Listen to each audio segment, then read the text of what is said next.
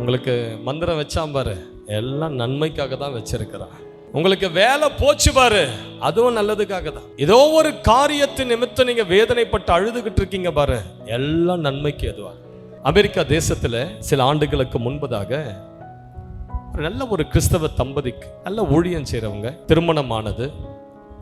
திருமணமாய் பிள்ளைகள் பிறக்கும்னு சொல்லி காத்திருந்தாங்க. ஆனால் ஏமாற்றம். கிட்டத்தட்ட 12 ஆண்டுகள் காத்திருந்தாங்க. ஒவ்வொரு மாதமும் போய் ட்ரீட்மெண்ட், சாப்பிடாத மாத்திரையே கிடையாது, பார்க்காத டாக்டர்ஸுகளே கிடையாது.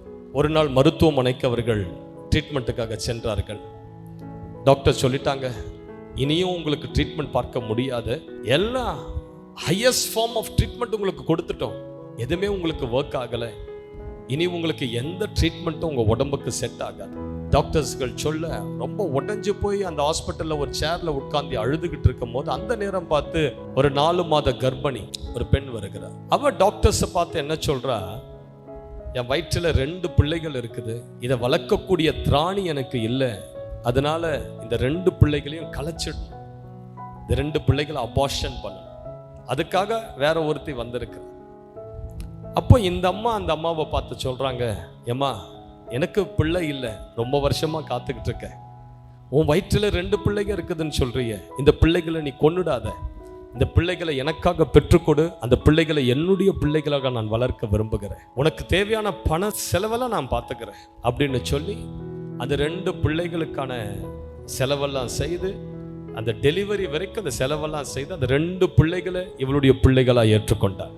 வீட்டுக்கு வந்தா ஒரே சந்தோஷம், பிள்ளையே இல்லாத இருந்த எனக்கு ஆண்டவர் 2 அழகிய ஆண் பிள்ளைகளை கொடுத்தாருன்னு சொல்லி அவளுக்கு இருந்த சந்தோஷத்துக்கு அளவே கிடையாது. அந்த பிள்ளைகளுக்கெல்லாம் நல்ல கிறிஸ்தவ பெயர் கொடுத்தா, வீட்டுல ஒரே சந்தோஷம், மகிழ்ச்சி. 1 வருடம் கடந்து சென்றது. திடீர்னு பார்த்தா இந்த அம்மா கன்சீவ் ஆயிடுச்சு. கன்சீவ் ஆயிட்டு ஹாஸ்பிட்டல் போய் செக் பண்ணும் போது டாக்டர்ஸ்கள் சொன்னாங்க, 2 பிள்ளை இருக்குது உன் வயிற்றுல. பிள்ளை பிறந்தது 2 ஆண் பிள்ளை, மொத்தம் 4 ஆண் பிள்ளைகள். நான் சொல்றேன், நீங்க காத்திருக்கிற நேரம் எதுவுமே வீணடிக்கிற நேரம் அல்ல. தேவன் ஒரு பெரிய திட்டத்தை உங்களுக்காக செய்து கொண்டிருக்கிறார். தேவனிடத்தில் அன்பு கூறுகிறவர்களுக்கு சகலமும் நன்மைக்கு ஏதுவாய் நடக்கிறது. ஹல்லேலூயா. எபிரேயர் 6:14 சொல்லுகிறது, நிச்சயமாய் நான் உன்னை ஆசீர்வதிக்கவே ஆசீர்வதித்து உன்னை பெருகவே பெருக பண்ணுவேன்.